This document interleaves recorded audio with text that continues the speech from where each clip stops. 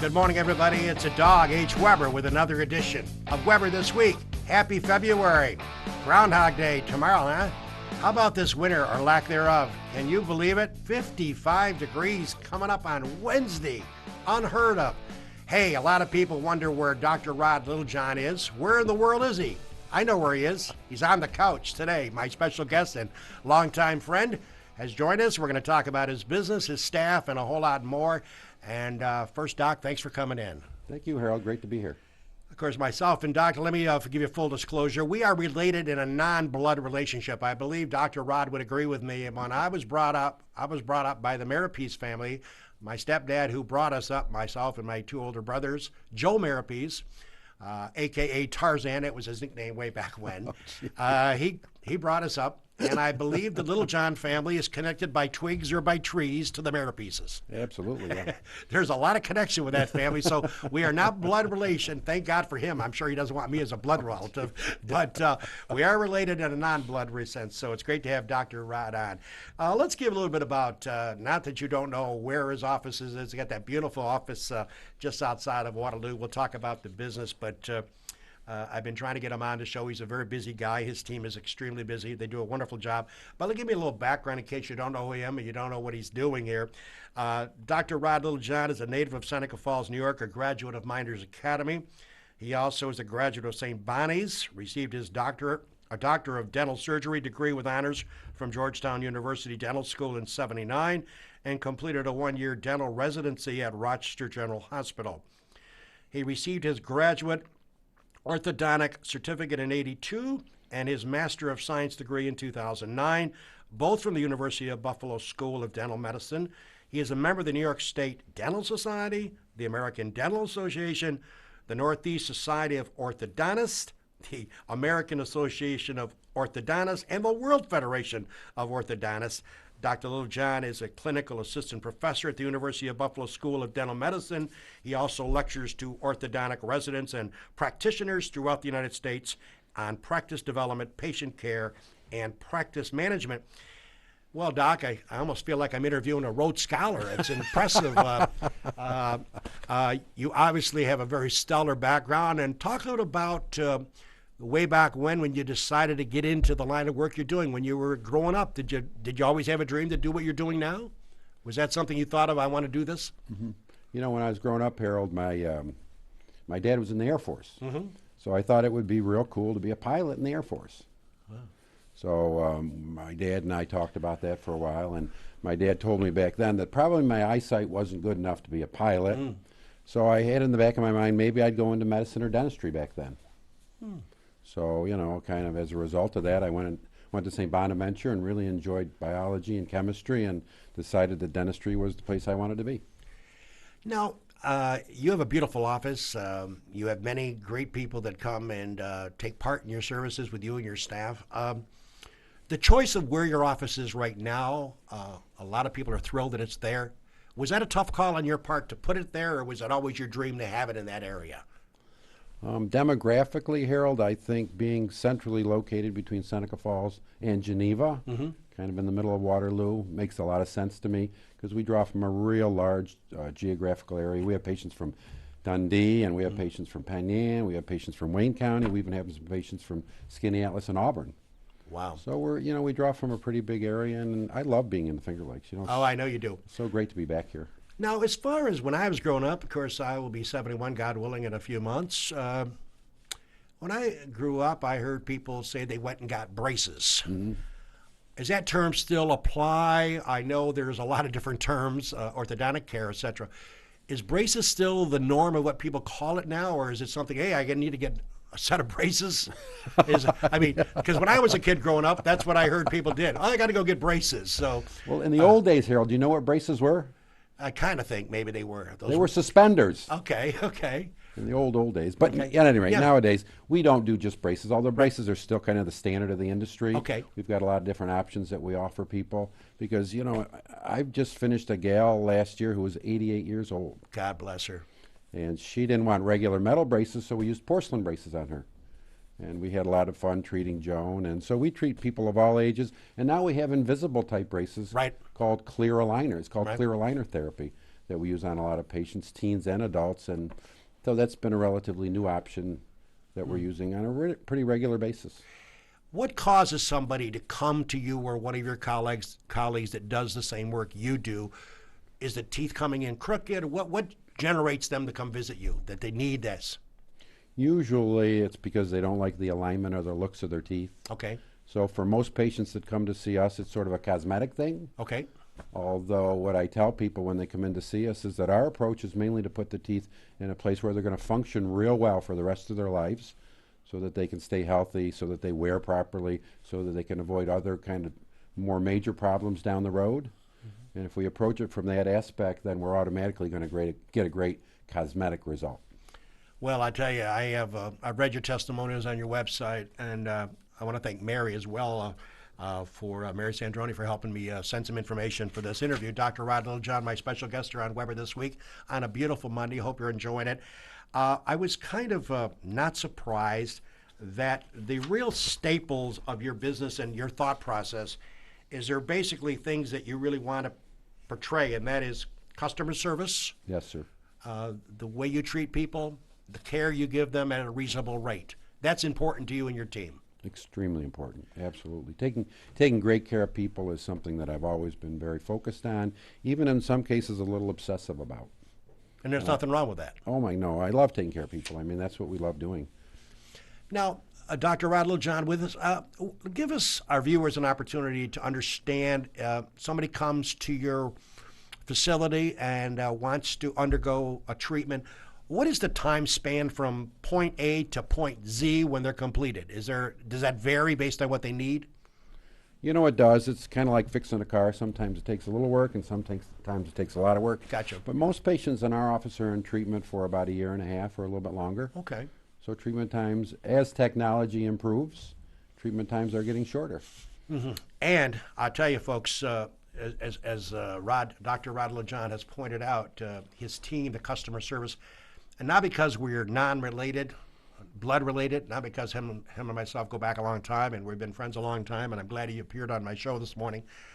But one thing I get impressed by, and I'm very anal about certain procedures, I get crazy about walking into restaurants when people don't have their name tag on the right side of their shirt or blouse. When I was at Gould's Pumps, I'll tell you a quick story. I was going to a sales meeting, and Don Radford, who Jimmy knows, good friend of mine up in Geneva, hope Don's checking to show up this morning. We were going to a convention. We were getting ready to go into the ballroom, and I had my name tag, Harold Weber, over here on the left side. He comes over, takes it off, and puts it on the right side. I said, "What are you doing? Hey, dog?" He said, "Don, it was a salesman, Southern gentleman." He goes, "Dog, when you go up and shake somebody's hand, they want to see it. It's always on the right side if you're right-handed. If you're left-handed, it's on the left." I never, ever forgot that. So if I go into your office or if I go into a restaurant, I always look at where the name tag is located. That was a tip, and it makes a lot of sense because when you shake somebody's hand, you see the name. Rod Littlejohn, Jim Centercrope, Harold Weber. You got a crook of your head when it's on this side. So when I go to restaurants now, I'm always leery of people coming over to wait on us. And I want to say to them, which I don't, by the way, "Hey, move your name tag." But that's a true story. But, you know, you got a great team. And I think what we want to do now is let's go over some of the let's go over the team that I was given, okay, assembled in your office. And please comment if you cared. Of course, Mary Sandroni needs no introduction, a fine young lady. I spend a lot of time stopping and seeing how she's doing up there every so often. Her job is the professional relations coordinator, and I think that means making sure everything is smooth, right? That's right, yes, and she takes care of most of our marketing as well. That's great. And so if there's any issues that need to be settled, she's involved in making sure it gets settled. Young lady, and of course, I go back quite a few years, as you know, and I think I know Susan Perdico. She knows me, and she is the finance coordinator, so she handles up the payment plans, et cetera. She does, yes. Kelly Scabona, she is a treatment coordinator. What is a treatment coordinator? Helps you out relative to the various things that you do?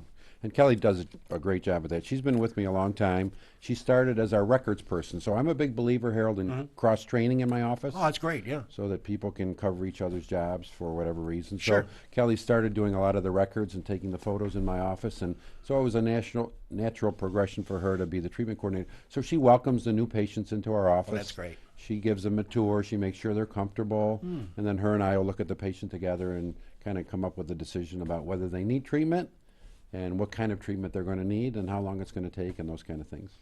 Well, when you call your office, I did that last week to set up the interview, to be sure that we were on the same page and that I didn't screw you up by giving you the wrong date. Heidi Roberts, secretary. Yes. Also, Taylor Dunbar, appointment secretary. And they do a great job on the phone. Just call our office and see how nicely they answer the phone. Oh, they do. They do. And Katrina Goff, is that Goff? Goff? It is. And she is the records tech? She does all of our records now. And you know, the cool thing about the records now, Harold, is we've got a new scanner, a digital scanner in our office. So we're doing a lot fewer impressions. And Katrina has really embraced that scanner and makes it so much easier for patients, kids, and adults to go into treatment. Now, I see pictures on your Facebook page and on your website relative to people being down in a prone position, and I would assume these are the clinical assistants that are doing this work, and that would start off with Cassie Michaels. Cassie, yep. And they're they're helping you getting set for a certain procedure? Yeah. So they're certified orthodontic assistants, Okay. dental assistants, and they work with me in the treatment area and help me actually take care of our patients. So they're the wet-fingered group of the office, so to speak. Patty Reynolds. Yep. Patty's been with me a long time, does a great job. Stacy Kent. Yep. Stacy as well.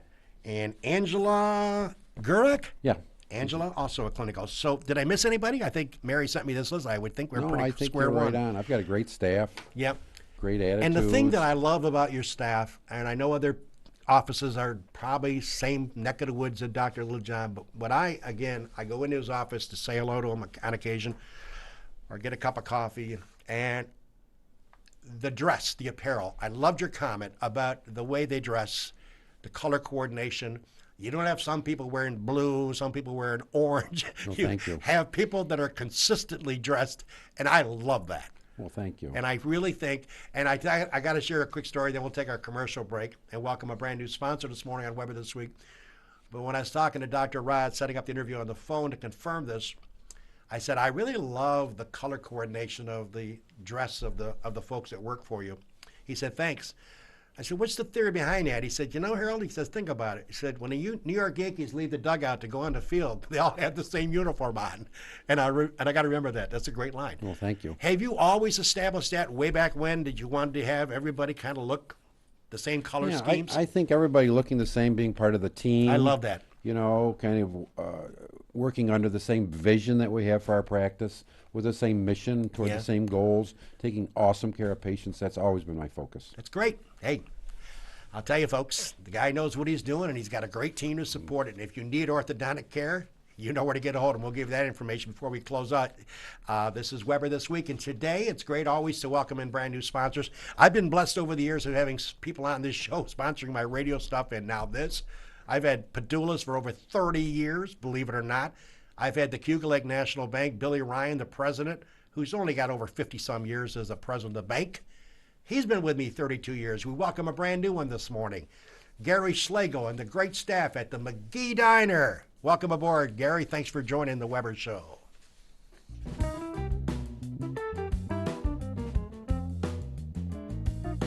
Cayuga Lake National Bank. Visit Bill Ryan and his team for all of your banking needs. Offices in Union Springs and Aurora, a fine sponsor of this show for over 30 years. DA Liquor on Bridge Street in Seneca Falls. Amy Padula and her team will find the right spirit for you every time. When you stop in, tell Amy the dog sent you.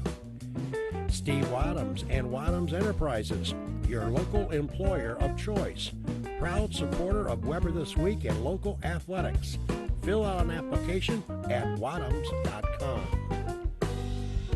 The Gold Hotel welcomes you to come out and enjoy the revitalization of this historic downtown Seneca Falls landmark. Every Wednesday is Ladies' Night with special price drinks and half-priced appetizers. Learn more at thegouldhotel.com. The Omen Theater on William Street in Lyons. See what's playing this week at omentheater.com. Located off New York State Thruway Exit 41, the McGee Diner has earned their reputation as a popular family restaurant, serving country, fresh, home-cooked meals daily. Stop in for breakfast, lunch, or dinner, and check out their menu at mcgeediner.com. The Seneca Falls Country Club, awesome 18-hole layout, open to the public, and a 12-month payment plan for members. Come try the Par 4 16, the toughest hole in Central New York. Check out SenecaFallsCountryClub.com. And the Newark Pilots of the Perfect Game Collegiate Baseball League, a minor league team.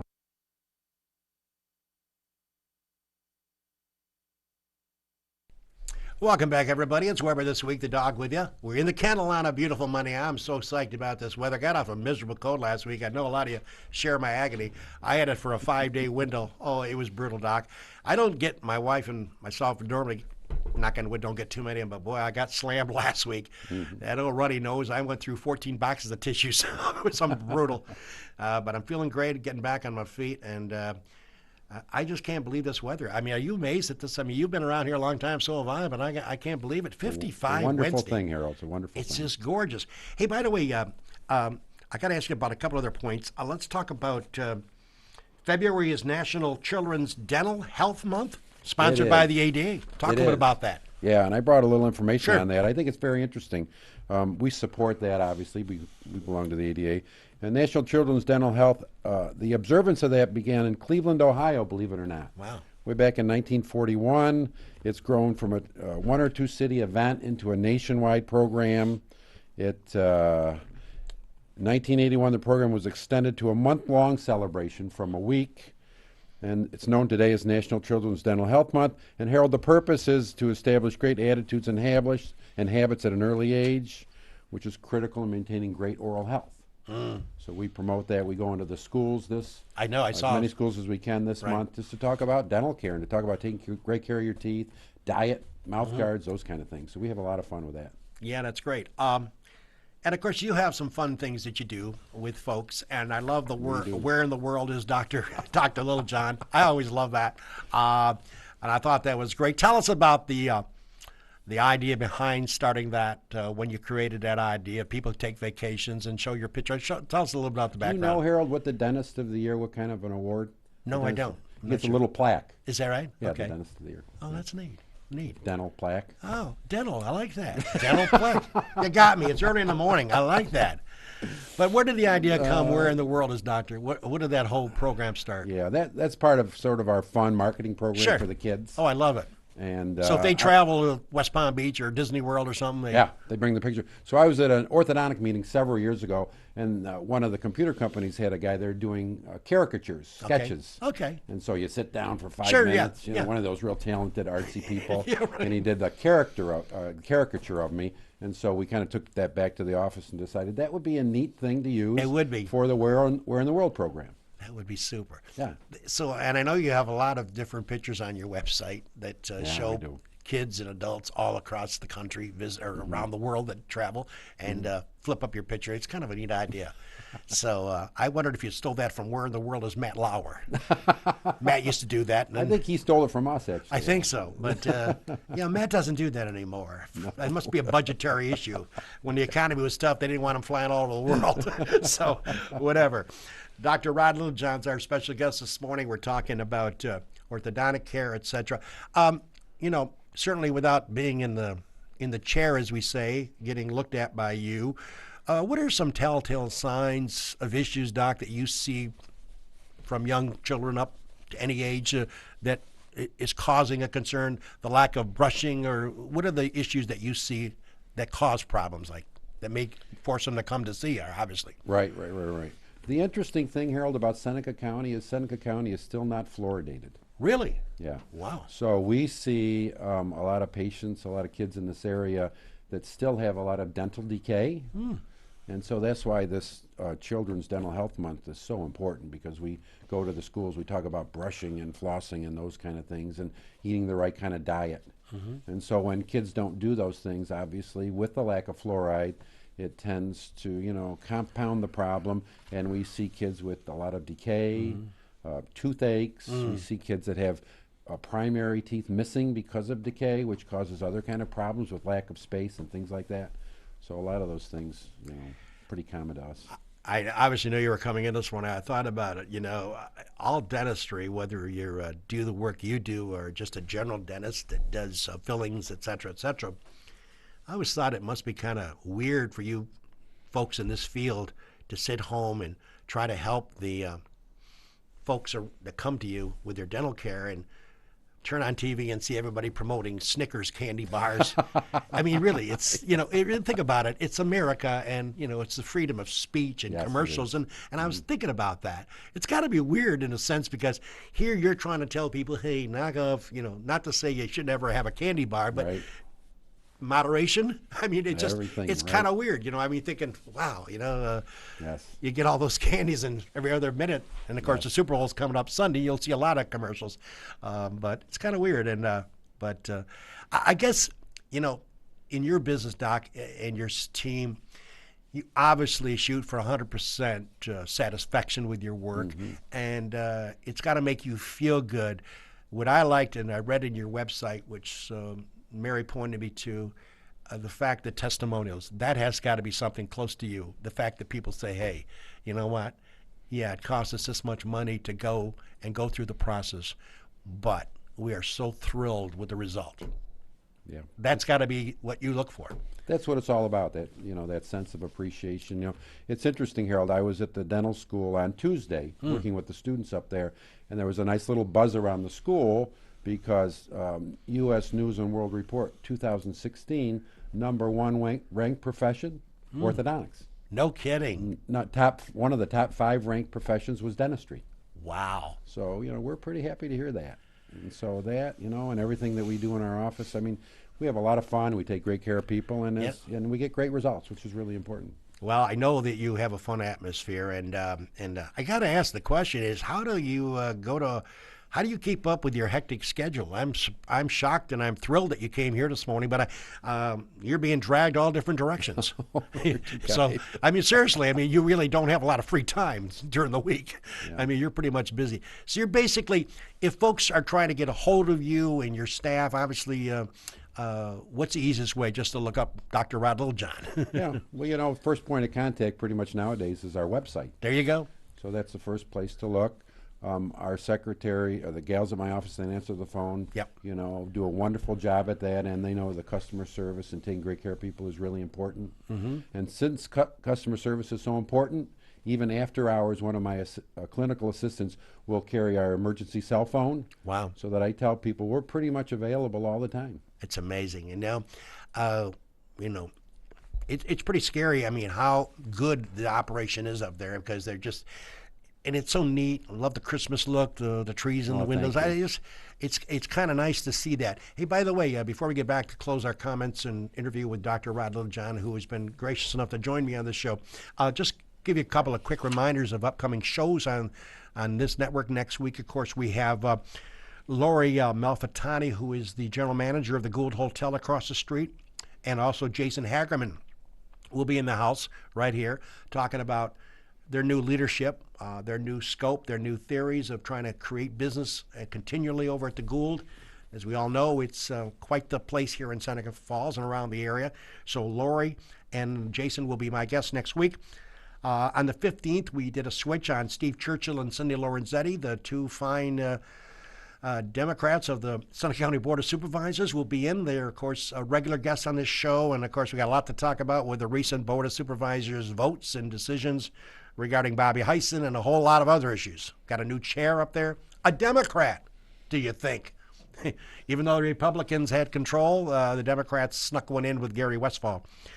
And, of course, on February 22nd, just a reminder, we had, of course, Tom Wilmot Sr. and Brent Stevens, two outstanding guests, the co-chairman of the Lago Resort and Casino, which is under construction. As you go out there and take a look, it ought to be really booming today. The sons are coming in. Jimmy Wilmot and Thomas Wilmot Jr. will be on the Weber Show coming up on the 22nd. So, And then we'll give you one more slot, 229. There'll be a gentleman named Dave DeFranco, who Jimmy knows. He sets up comedy shows, right, Jimmy, for disabled vets. Good guy, Dave DeFranco. Yeah, Dave DeFranco sets up comedy shows from between. He's done it in Sodus and Rochester and even in New York City. And part of what he does is they benefit wounded warriors, but they will recruit veterans, many disabled, and train them to perform comedy. Wow. So they have national names and acts, but they also sprinkle in some of these wounded vets, and it's pretty interesting, and he'll be a great guest. I'm looking forward to that. So, again, we are basically booked, folks, believe it or not, through March. So if you would like to be booked in April, come on the show to talk about topics, business, charity, something worthwhile you'd like to discuss. If you're a startup business, so we'd love to have you in here, give you some free airtime and talk about your business. That's what we're all about. We try to mix it up. We try to bring in all walks of life, from my friend Dr. Rod to the police chief, who, God forsake, isn't trying to arrest me yet. But we try to bring in all walks of life, and that's what I like about the show, and I hope that you continue to watch it every Monday. Dr. Rod, certainly I appreciate you spending a lot of time with us this morning. I got to point out, again, he's been tough to get a hold of because he's so busy, but I appreciate what you do, and I appreciate your team, and I look forward to stopping by and saying hello and checking on you every so often. Thank you so much. Thanks, And, Harold. continue- Thanks, Jimmy. And I brought you all a couple of our nice T-shirts from our office. Baby. Nice. Beautiful, Love it. beautiful. That's right. I Were forgot those in good health? That's right. I forgot to punch the punchline too. Smiles with style. Thank you. Mary Sandroni would kill me if I didn't bring that up. Smiles with style. I like that. So where in the world is Dr. Rod? He's probably heading to work. Are you heading to work after this one? Yes, Harold. I am. And to the patient that was delayed because of this show, I apologize. Listen, we had a good time. I appreciate you coming in. Same here. Thank you. We'll have you come back sometime. All right, folks. Again, thank you very much for joining us. By the way, this is Super Monday. If you're a sports fan, you know why, don't you? Because tomorrow's Super Tuesday, then Super Wednesday, leading up to Super Bowl 50. Can you believe it, Jimmy? Coming up Sunday. Who do you like? I'm like Carolina. Yeah, I do too. The Las Vegas line for gamblers. How about you, Doc? Who you like? I'm rooting for the Broncos, Jimmy. Okay. Okay. Gonna be interesting. No, I'm rooting for the Broncos, but I Absolutely. think the Panthers are going to win. So. Yeah. But I'm rooting for the Broncos. The Las Vegas money, billions and billions and billions of dollars that has been around the world. The line opened, the Las Vegas line, meaning who's favored by the point spread. It opened up 4-point favorite for Carolina. Right. It's now 6. So a couple extra billion have been bet so far on the Carolina Panthers to win that game. 6:30, I know you're going to complain. I get mad. My wife gets mad. Why so late? Why so late? How about 2 o'clock on a Sunday? Well, you have to wait all day long, and as Doc knows and the viewers know, let's see, the pregame comes on about 9 o'clock in the morning, Jim? That's not bad. Oh, God. So I'm picking Carolina to win by score of 26-16. Never been right in my life on the media. Why not? Why try now?